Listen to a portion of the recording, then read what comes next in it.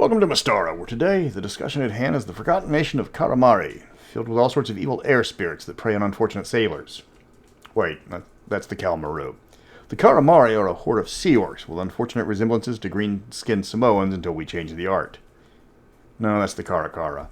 Karimari is actually a hidden nation surrounded by the jungles of Yavdalim, where its diminutive people hide from outsiders, content to ride on elephants and dinosaurs. Because who wouldn't be content riding around on dinosaurs and elephants? They're a complex people, sheltered from the rest of the world not just by their actions, but protected by the immortals, who find them most curious. I'm Mr. Welch, and let's bungle in the jungle. Karimari is the name of both the nation and the people, and it's interchangeable, because Mystara likes to do that. The only appearance of the nation is in Champions of Mystara, where it does receive a relatively large write-up for such a small nation. It doesn't appear in Voyage of the Princess arc. The map in Dragon 170 doesn't even match up with the current version. It's a small jungle nation on the Serpent Peninsula, inside of a large ring of guardian trees called Ulamwingo. These animated trees, or the Karwana Mulumba in the Karimari language, are semi-intelligent, and they can animate to repel invaders or creatures that would be a threat to the people. They are huge in size, with trunks 50 feet in diameter, standing 200 feet high. They aren't mobile, but they are numerous, with thousands of them found inside the jungle. Almost every part of them can be animated for attack or defense, and they are spaced out evenly. So fleeing anywhere but backwards means you're going to be attacked by a new tree. Welcome to the jungle. The history of Karimari is a long and elaborate tale, often told in oral tradition. The story of how the adventurer Mosi discovered fire takes 3 days to perform. This period was known as the Dawn Time, when the Karimari were still in the Stone Age. There's no idea when this period happened, as they don't keep an exact timeline between their stories. The next period was the time of the elephants, when the hero Nayuta befriended and domesticated the first elephant. This allowed the Karimari to perform acts of engineering that would otherwise have been impossible for them. They later domesticated Triceratops, who reacted well to the same training. The time of going forth was the nation's only active period of exploration, where they sent out parties that reached eventually as far as Sind. This sated their curiosity, and they've never ventured out of the jungle in any significant numbers since. The current period is the Now Time, where the Karimari are content to live isolated lives inside their jungle. The Karimari people are a race of dark-skinned humans, standing only on average 4 foot tall. They're still medium-sized mechanically, as medium creatures officially are from 3 to 8 feet tall. Don't ask me about gnomes and halflings. I've looked at multiple charts on what's the recommended size, and they're all over the place and contradictory. But at least this time, the continuity error isn't Mystaran. They number about 100,000. They control their population as they focus on balance in all things. That's not to say they start killing or breeding immediately if there's a population change, but they do try to keep their numbers under control. Ulamwingo is not a large region, and the more there are, the harder it is for them to stay hidden. A series of queens rule them, and 60% of their number lived in the capital city of Shani Kijiji. The others are scattered across the other 5 larger towns in the nation.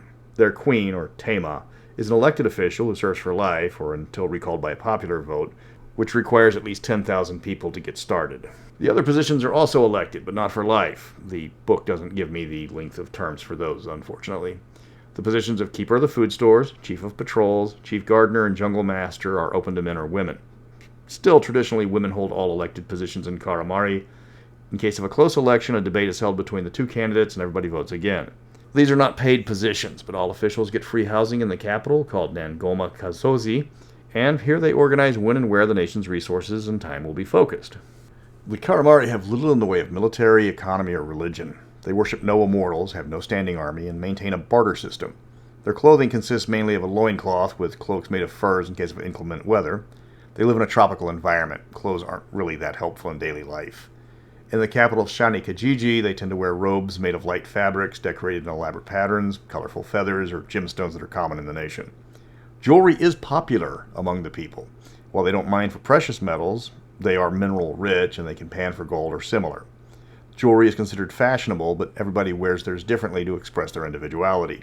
They love colorful feathers and will adorn themselves with any they can acquire. The nation doesn't need a military. There's few internal threats, and since they're surrounded by an allied nation in Yavdalim, they don't have any outside ones either. In the case of a humanoid war band or similar, the hunters will form into units to defend the nation. They can organize a sizable force of thousands to respond in a few days. Warriors carry magical rods called Moto, which can create several magical effects depending on which rod they're holding. The most basic Moto turns into a +2 morning star 3 times a day, acting as a +2 club other times. Other Moto rods provide magical bonuses like increased stealth or charisma. And then there's the one that summons 2d6 elephants and 1d4 triceratops, making the need for an army a bit moot when you've got jungle elephants elbowing bad guys from the trees. Coupled with the fact that nobody knows about the Karimari for reasons we will get to, it's a generally safe place to live. The natives do have a written language, but it isn't used as much as you'd think because they put a lot of emphasis on the spoken word. They have no calendar and little in the concept of seasons or even months because the tropical environment and fertile soil makes for a year-round growing season. They maintain their oral tradition through the use of storytellers and bards, and they have a lot of both. Every village has a school, and anyone is welcome to study various topics, including foreign languages like Sind or Yav if they're curious. The one thing that the Karimari produce in significant quantities is food. Their land is almost unnaturally fertile. They can grow just about any crop where they can find open land. Floating gardens are found in every city.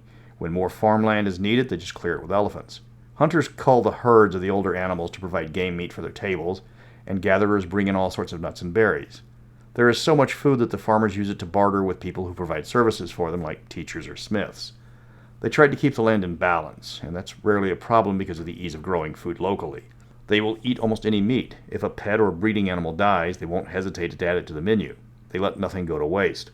Though they leave their dead in sacred groves in the jungles to let nature reclaim the body, so you don't have to ask what's in the stew. The religion of the Karimari is unique in Mystara because they worship no immortals yet still receive clerical magic. There's also a large number of druids among the Karimari, possibly more than their clerics. The catch is they don't see the need for immortals. No Karimari has ever become an immortal, none quest for it, and they believe the cycle of life will continue whether they believe in immortals or not. The immortals find this belief rather curious and would love to know who's granting their cleric spells. They protect the nation while the Karimari knowing, as they want to see how their culture will evolve. They're certain that someone's supporting them, but none of the immortals will admit to it. The Fae don't do clerical magic. The current theory is that a powerful spirit lord is serving as the unknown patron. This does make the most sense due to their ties to the Ulum Wingu. Spirit lords are as powerful as immortals, and with truly ancient ones on par with the hierarchs.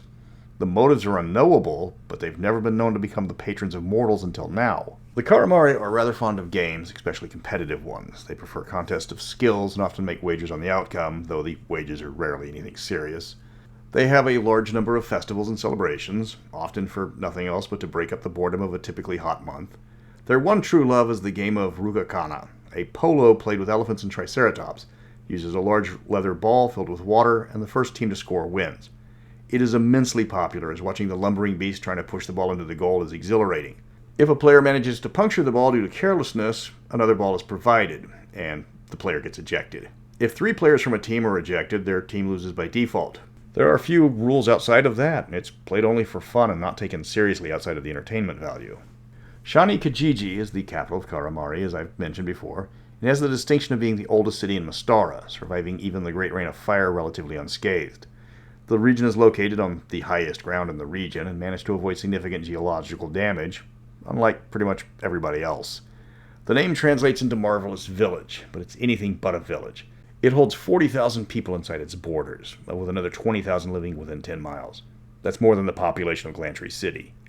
It was built around the Nangumo Kazozi, an ancient ziggurat that serves as the nation's primary government building. Inside the city, there's numerous floating gardens, a house of learning, the House of Passage, which is equal parts wedding chapel and funeral parlor, and the House of Healing. Here, clerics and pharmacists use magic and medicine to provide free care to anyone who needs it. The city also has what would be a museum in other nations. It's filled with common items from different cultures. But that's more of a storehouse, as few natives are interested in what happens outside their borders. The biggest secret in Karimari is the Kirin Yaga, or the Mystery Rock.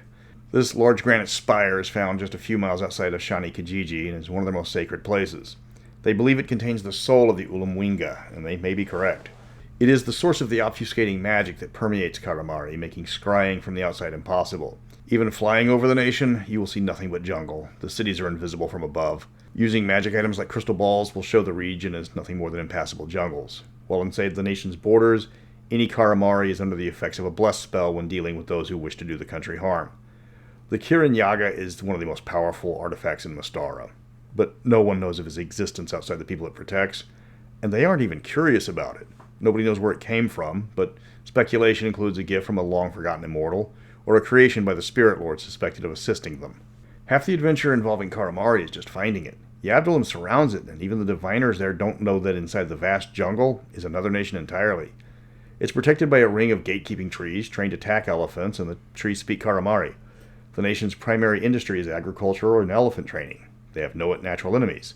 The natives will pose as primitive tribesmen on the outskirts of their nation, even selling elephants to passing foreigners.